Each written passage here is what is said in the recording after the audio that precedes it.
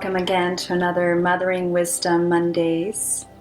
My name is Sonia, Reece, and it's beautiful and wonderful to be here with you today to share wisdom on mothering from my own life experience and from witnessing other mothers and children, and kind of been in the research tank lab, the life lab of being a mother over the last 13 years, and being, I would say, an aware or conscious mama, where knowing the delicateness of this being that came into the world, that chose me as his mother, and for tending and nurturing him in the most supportive way, and really taking it to heart and doing my own individual work over the last 13 years to listen to his unique path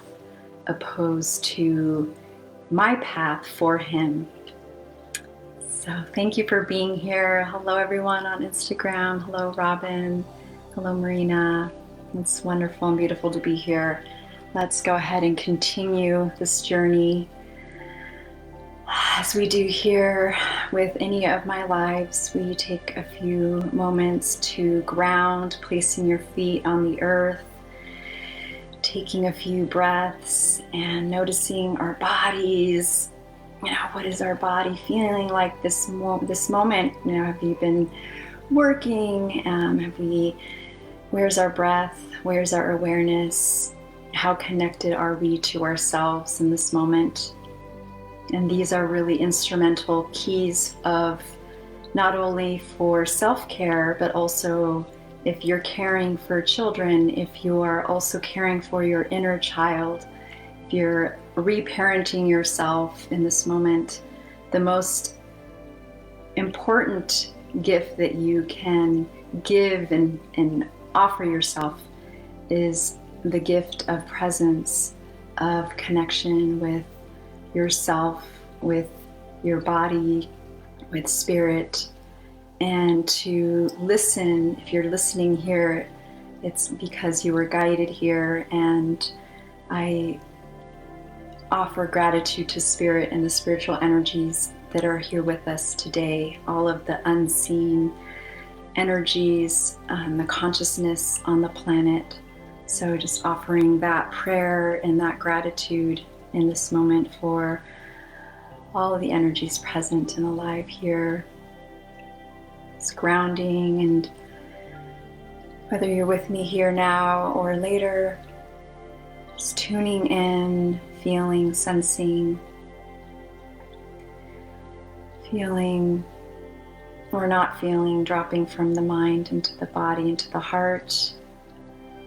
So what was coming in today to share on Mothering Wisdom Mondays today specifically was on emotional health in children and unmet needs, and how if we don't receive that unconditional love, if we don't receive care, and if we're not listened to as children, then that generally follows us later on in life. And so what I observed with my own son was that there was a time where I noticed that he spilled blueberries. He absolutely loved blueberries. And so he spilled them. They went all over the floor, and it was in the dirt, and normally it's fine. I believe in bacteria and being helpful to children's immune system, but there was a little too much dirt. And I noticed that he had the biggest tantrum that I had ever witnessed in him, and he was just kicking and screaming and just so upset. And at the time during this mothering lab, I would notice how I would feel when he threw himself on the ground and he had the tantrum, and notice the urges within me of wanting to save him or help him. And at that point, I sat back and I let him, made sure he was safe, that he wasn't harming himself or others. And I allowed him to kick and scream and go for it on the ground, yelling that he was so upset about his blueberries and just so sad and so in the moment felt traumatized. And as I sat there and I breathed, and I was within a few feet from him, and I breathed and I said, yes, I reassured him, you're feeling really upset. You really love blueberries and you are feeling sad. You're feeling angry, yeah, get it out.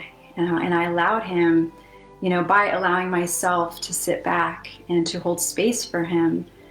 And regardless of those inner tendencies, and I just breathed and felt for the first time. It was such a pronounced time. I allowed him to go through that cycle. And within a few moments, really a few minutes, it shifted from really screaming and getting it out to sobbing on the earth to shifting. And just, then he came over to me and kind of heaved himself on me.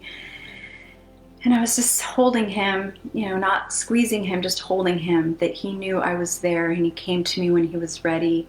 And I allowed him to experience what he needed to experience through that emotional wave. And on the other side of it, he felt better, and then he was like off. I don't remember what happened after that. It was just off to, okay, let's go play, and running around. And I just stood there, I remember, in awe on the whole process of watching from beginning to end. And it was literally, 5 minutes might have been an exaggeration. And so I'm sharing this with you today because it's so important. How many of us perhaps weren't allowed to kick and scream on the earth and allow our throat chakra to release and to express those inner unmet needs or hurt feelings within ourselves and unravel it, from beginning to end, and then move on and move forward in a clean and clear way. And for me, it's my wish that every child, every being allows their whole emotional maturity to express themselves, to blossom, and to thrive. I know for me, there was some unraveling as an adult, whatever I experienced. We all experience, trauma or kind of PTSD from this lifetime or past lives.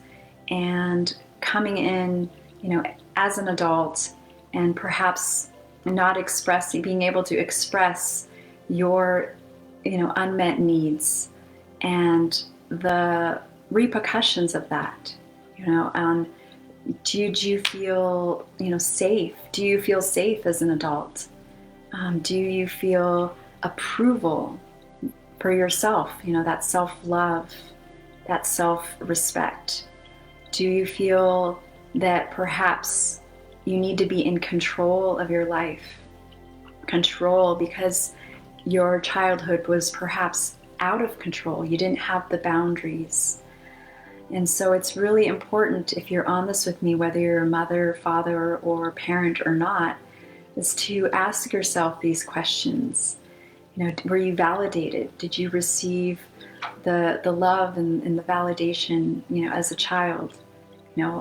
For my son in that moment, wow, you're feeling really angry, you're feeling really upset. And then they learn, wow, this is a feeling, upset. It's probably not registering that, but within their nervous system, it's really nervous system, they're receiving that it's safe for me to express myself. It's safe to allow my full range of emotions to be expressed. The person I'm safest with here, I'm going to allow myself to unravel, to become clean and clear in right relation with self, coming back to my own center and feeling love and connection, nurturance, to thrive and to be a confident being, to be an enlivened, a full spectrum being in the world.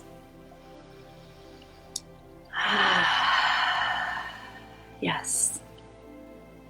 I feel really impassioned about this as I support others. I support parents. I support all older beings to, with emotional release work and with healing and with certain tools to help to get that stuff out. It's not very scientific, but it is. It's just moving and releasing those unprocessed feelings and emotions that have been stuffed for many, many, many years. And so all of you parents out there of children, perhaps pets, perhaps, you're caring for other people's children, to breathe and connect with yourself and to try this on. How often do we want to make them feel better, but it's really a Band-Aid. It can really be something that could disempower our children by trying to do things for them or trying to make them feel better, when really it's the tougher question may be, how comfortable or how uncomfortable am I witnessing somebody else's rage, anger, sadness, tears, extreme joy? Even that can trigger people. And what triggers you? So speaking of triggers, what triggers you?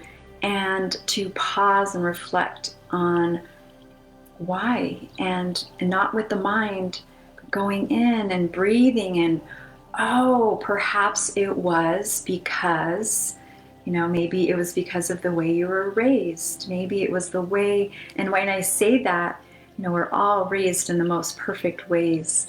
We're all stewarded and guided and offered, our parents who were the most perfect to offer us the medicine that we needed.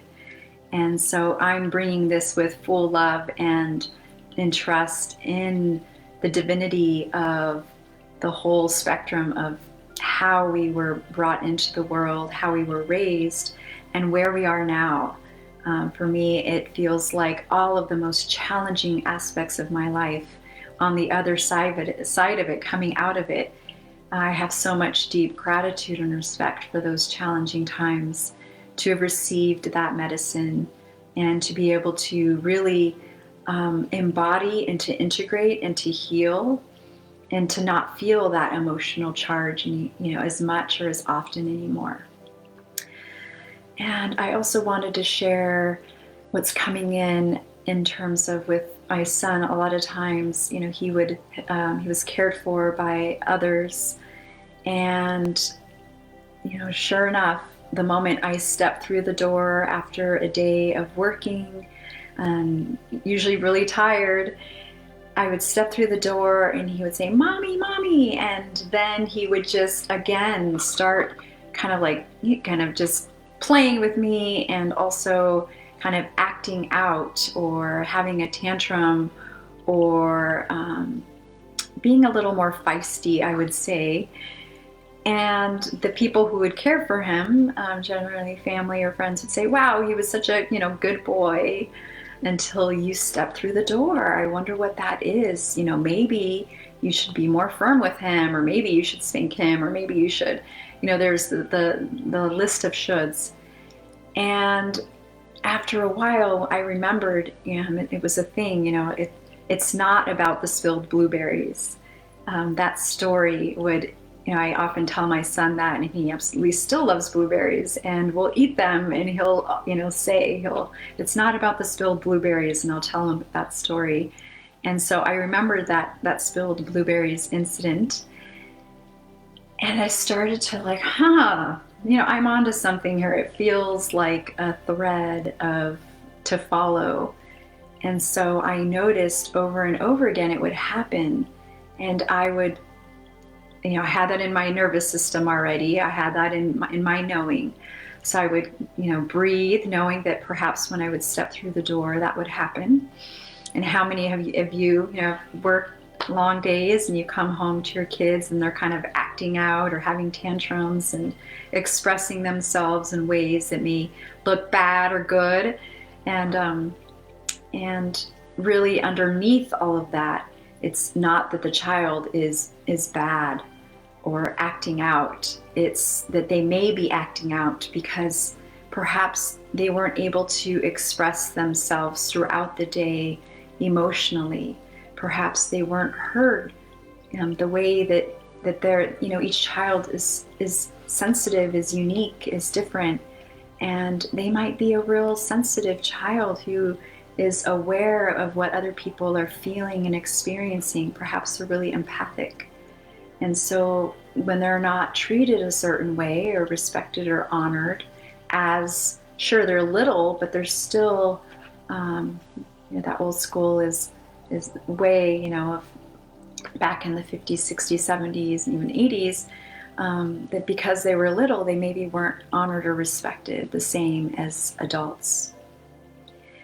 And so with that awareness, are we respecting them?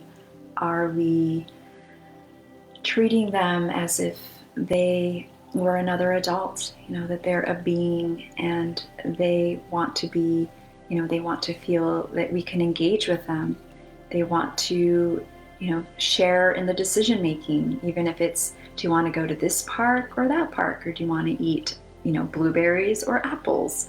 That they want to be recognized. They want to be respected and recognized as an individual, as a being with a heart, with a spirit, with a soul that generally probably has a lot more wisdom than we do. We're here to help raise them into the world to become these adults. They need to feel respected. They need to feel heard, to feel appreciated, to feel unconditional love, and they need to feel safe and secure. So if you're out there listening, which I do see some of you, thank you for joining. Reflect on whether your inner child was, engaged with, are you involved in decision making? If you're respected, appreciated, that you trust and that you feel supported and acknowledged. So perhaps contemplating on that today, and are you offering that to your children? And it takes some reprogramming. However, it's so worth it, that we get knowing that, not that we get, that we know in our hearts, that all of us as parents are doing the absolute best, knowing what we know. And if we can receive a little bit of more guidance in terms of how to treat children in a loving way and being present and aware of their needs so that their needs are met, opposed to them responding based on unmet needs or emotional constriction. And so I invite even the parents out there to dance into mode and to breathe so that your emotions are flowing through your channel freely, and that you're able to connect with yourself so that your needs are also getting met in the highest and most divine way.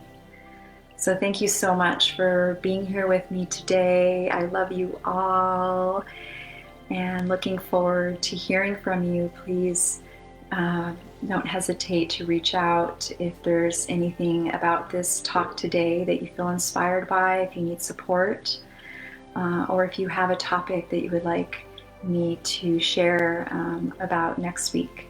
So thank you for being here today with me. Have a beautiful day.